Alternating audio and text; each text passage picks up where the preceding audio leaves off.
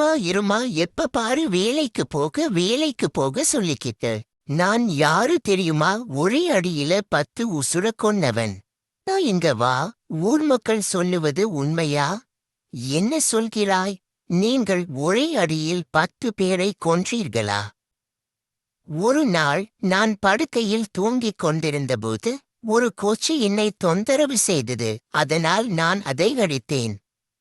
என் கையை பார்த்தால் ஒரு கையில் 5 கொசுக்களும் மறு கையில் 5 கொசுக்களும் இருந்தன. ஒரே அடியில் 10 உயிர்களைக் கொன்றேன். இதைதான் சொன்னது. ராஜா, நம்ம ராஜ்யத்துல ஒரு கிராமத்துல ஒருத்தர் ஒரே அடியில 10 பேரை கொன்றாரா? நீங்க என்ன சொல்றீங்க? ஆமா ராஜா, உடனே அவரை என்கிட்ட கூட்டிட்டு வா. நம்ம ராஜ்யத்தில் ஒரு வீரன் ஒரே அடியில் 10 உயிரை கொன்று விட்டானா? அவனை உடனே நம் படையில் சேர்த்து கொள்ள வேண்டும் என்று ராஜா மனதில் ஓடியது. நீ என்னையும் என் நாட்டு மக்களையும் ஏமாற்றி இருக்கிறாய். யார் அங்கே? இவனை சாகும் வரை தூக்கிலிடுங்கள். நீங்கள்தான் ஒரேயடியில் 10 உயிரை கொன்றவரா?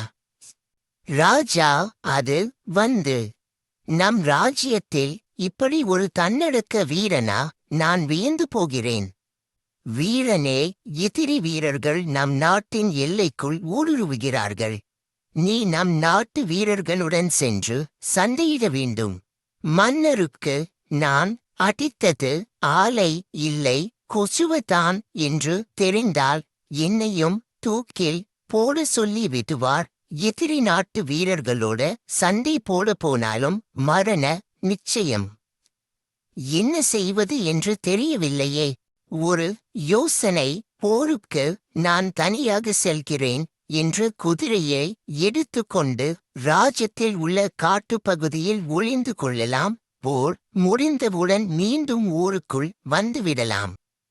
மன்னா, நீங்கள் சொன்னதுபடியே நான் எதிரி படையோடு சண்டைக்கு செல்கிறேன். சரி வீரனே, உனக்கு எத்தனை வீரர்கள் தேவை? ஒரு குதிரை போதும் மன்னா. நான் மட்டும் தனியாக செல்கிறேன்.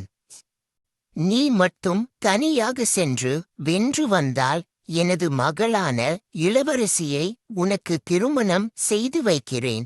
இது இந்த ராஜாவின் வாக்கு. யார் அங்கே? நம் வீரன் போருக்கு செல்வதற்கு அந்த குதிரையை கொண்டு வாருங்கள். ராஜாவது வாக்காவது உயிர் தப்புன்னா போதும், ஓடிவிடுலா.